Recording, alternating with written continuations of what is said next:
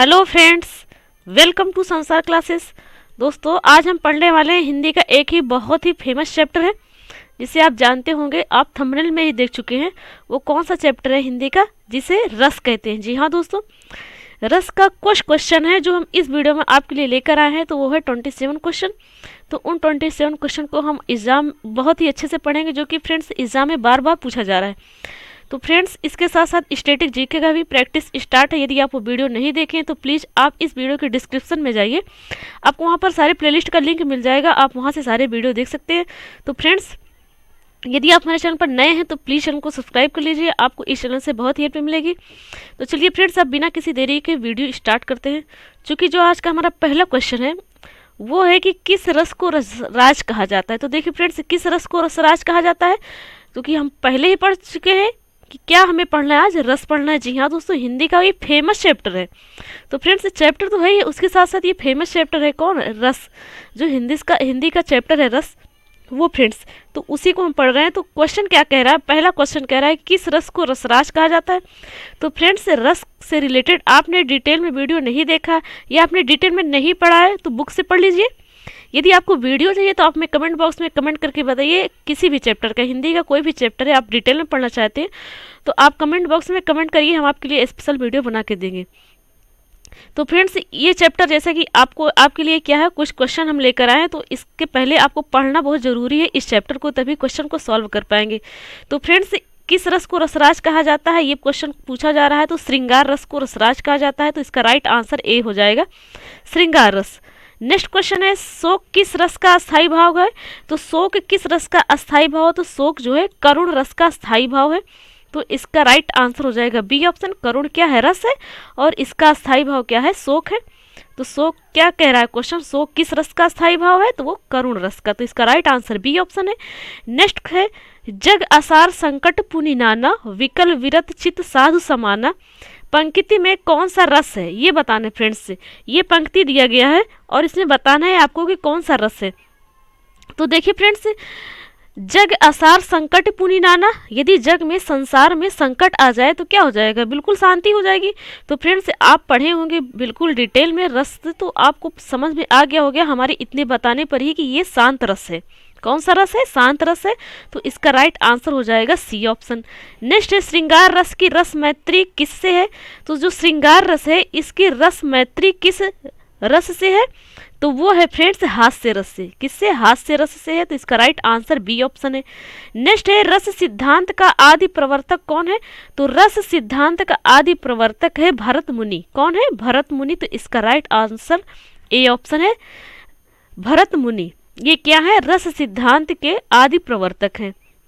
Next question है, आचार्य भरत ने कितने रसों का उल्लेख किया है। तो आचार्य भरत ने सिर्फ 8 रसों का उल्लेख किया है। तो इसका राइट आंसर बी ऑप्शन है। नेक्स्ट है, शांतश्चनव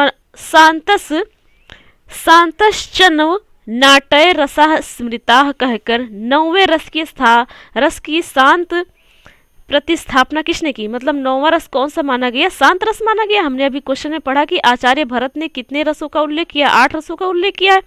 तो फ्रेंड्स, एक रस और है, वो रस है शांत रस, और शांत रस को किसने ऐड किया है, किसने कहा है कि ये 9वां रस है, तो उसको किसने कहा है, उद्यभट्ट ने कहा है। इसका सी ऑप्शन सही है। पर क्या कहकर कहा है, ये कहा है फ्रेंड्स, शांतश्चनवना टय रसा स्मृता कह करके उद्भट्ट ने क्या किया है, 9वें रस जो कि शांत रस है, इसका जो है प्रतिस्थापना किया है। 9वां रस कौन सा हो जाएगा, शांत रस, और किसने इसकी प्रतिस्थापना की, उद्भट्ट ने की। तो इसका राइट आंसर हो जाएगा सी ऑप्शन। और बाकी के 8 रस जो है उसका किसने उल्लेख किया, तो आचार्य भरत ने किया, हमने पढ़ चुके हैं। तो इसका राइट आंसर हो जाएगा आचार्य भरत। नेक्स्ट है, वाक्यम रसात्मकम काव्यम किसका कथन है। तो देखिए फ्रेंड्स, वाक्यम रसात्मकम काव्यम कथन किसका है, तो ये है विश्वनाथ जी का, विश्वनाथ जी का। अब ये वाक्यम रसात्मकम काव्यम का अर्थ क्या होता है, इसका मतलब होता है कि वाक्य में काव्य, जो वाक्य है लिखा हुआ है, वाक्य में काव्य शरीर तथा रसात्मक के काव्य की आत्मा समाहित है। रसात्मक के आधार पर प्रतिपादित काव्य लक्षण की इस परिभाषा के आधार पर हम कह सकते हैं कि काव्यात्मा और काव्यात्मकता दोनों में रस का महत्व है। क्या है फ्रेंड्स? दोनों में रस का महत्व। वाक्यम, वाक्य में काव्य शरीर तथा रसात्मक में काव्य की आत्मा। रसात्मक में क्या? काव्य की आत्मा। और वाक्यम में क्या? वाक्यम में है काव्य, वाक्य में काव्य शरीर, काव्य और शरीर, और रसात्मक में क्या? रसात्मक में काव्य की आत्मा समाहित है। तो फ्रेंड्स आपको बता दिए हैं, तो इसका राइट आंसर क्या हो जाएगा? इस कथन को किसने कहा? तो इस कथन को कहा है विश्वनाथ ने, तो इसका राइट आंसर डी ऑप्शन है। नेक्स्ट है श्रृंगार को रसराज की संज्ञा किसने दी है? तो भोजराज जी ने कहा है श्रृंगार को रसराज रज। किसने कहा है? भोजराज ने कहा है, तो इसका राइट आंसर हो जाएगा ए ऑप्शन। नेक्स्ट क्वेश्चन है काव्य शास्त्र के अनुसार रसों की सही संख्या है, तो रसों की सही संख्या काव्य शास्त्र के अनुसार 9 है, तो इसका राइट आंसर बी ऑप्शन है। और 9वां रस कौन सा है? शांत रस है। नेक्स्ट है रस तरंगिणी किसकी रचना है? तो रस तरंगिणी किसकी रचना है? भानुदत्त की है, भानुदत्त की है, तो इसका राइट आंसर सी ऑप्शन हो जाएगा। अब फ्रेंड्स अब बताइए कि काव्य शास्त्र के अनुसार रसों की संख्या 9 है, और जो 9वां रस है वो शांत रस है। तो जो शांत रस है, 9वां रस है, उसको किसने इसमें जो है उल्लेखित किया है, ये आप हमें कमेंट बॉक्स में कमेंट करके बताइए। यदि आप ध्यान दिए होंगे तो हम इसी वीडियो में आपको बताए हैं। नेक्स्ट है संचारी भाव की सही संख्या है, तो संचारी भाव की सही संख्या है 33। नेक्स्ट है रसमंजरी के रचयिता कौन है? तो रसमंजरी के रचयिता है भानुदत्त। कौन है? भानुदत्त, तो इसका राइट आंसर बी ऑप्शन है। नेक्स्ट है केवल कवि की अनुभूति का साधारणीकरण किसने माना है? तो केवल कवि की अनुभूति का साधारणीकरण किसने माना है? तो वो माने हैं डॉक्टर नगेंद्र ने। कौन? डॉक्टर नगेंद्र ने, तो इसका राइट आंसर हो जाएगा डी ऑप्शन, डॉक्टर नगेंद्र।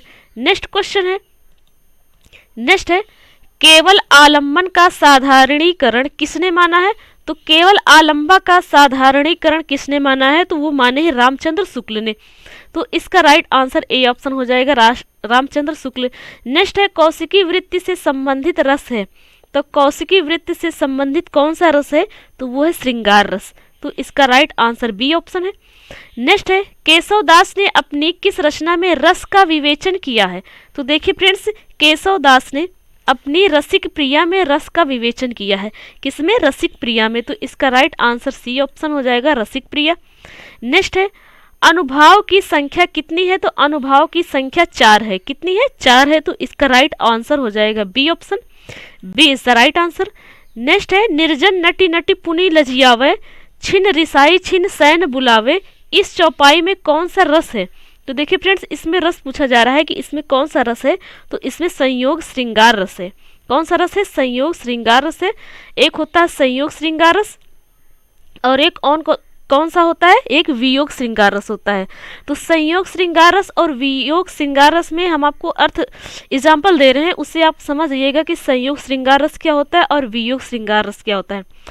संयोग श्रृंगार रस में होता है, एग्जाम्पल के तौर पर आपको समझाएंगे, दोनों ही संयोग श्रृंगार रस और वियोग श्रृंगार रस।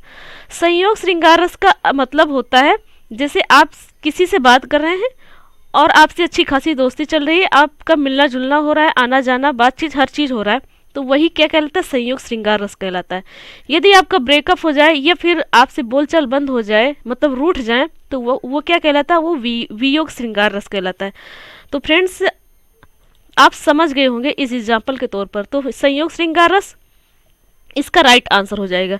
नेक्स्ट है आचार्य भरत ने सर्वाधिक सुखात्मक रस किसे माना है? तो आचार्य भरत ने सर्वाधिक सुखात्मक रस हास्य रस को माना है, तो इसका राइट आंसर बी ऑप्शन है। नेक्स्ट है करुण रस के देवता है, तो करुण रस के देवता है यम। कौन है? यम है, तो इसका राइट आंसर सी ऑप्शन है। नेक्स्ट है करुण रस को यमराज की उपाधि किसने दी है? तो करुण रस को यमराज की उपाधि दी है भवभूति ने। किसने दिया है? भवभूति ने, तो इसका राइट आंसर डी ऑप्शन है, भवभूति। नेक्स्ट है माया को रस घोषित करने वाले आचार्य हैं, तो माया को रस घोषित करने वाले आचार्य कौन है? वो आचार्य हैं भानुभट्ट ने। भानुभट्ट ने माया शब्दों को रस में घोषित किया है, तो कि इसमें से भी कुछ रस निकलते हैं माया जैसे शब्द में। किसने? भानुभट्ट ने, तो इसका राइट आंसर हो जाएगा ए ऑप्शन, भानुभट्ट।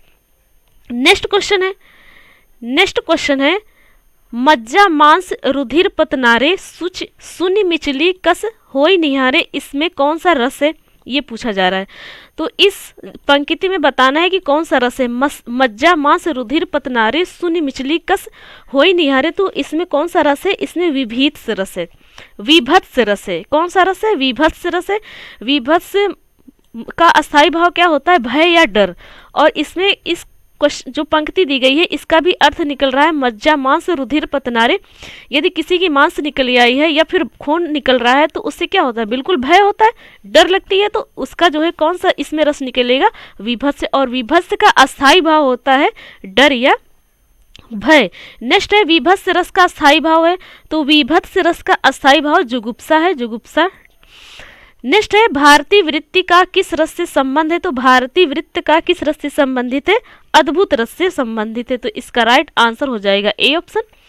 नेक्स्ट है सर्वाधिक प्राचीन संप्रदाय कौन सा है, तो सर्वाधिक प्राचीन संप्रदाय रस है। कौन है फ्रेंड्स, रस है।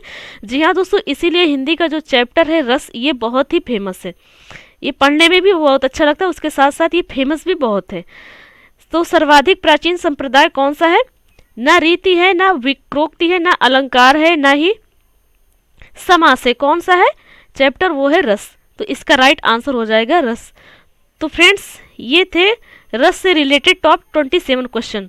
तो यदि फ्रेंड्स वीडियो अच्छी लगी हो तो प्लीज़ वीडियो लाइक करें और दोस्तों में भी शेयर करें। यदि आप हमारे चैनल पर पहली बार विजिट कर रहे हैं तो प्लीज़ चैनल को सब्सक्राइब करना बिल्कुल ना भूलें। तो चलिए फ्रेंड्स मिलते हैं नेक्स्ट वीडियो में। Thanks for watching and awesome day.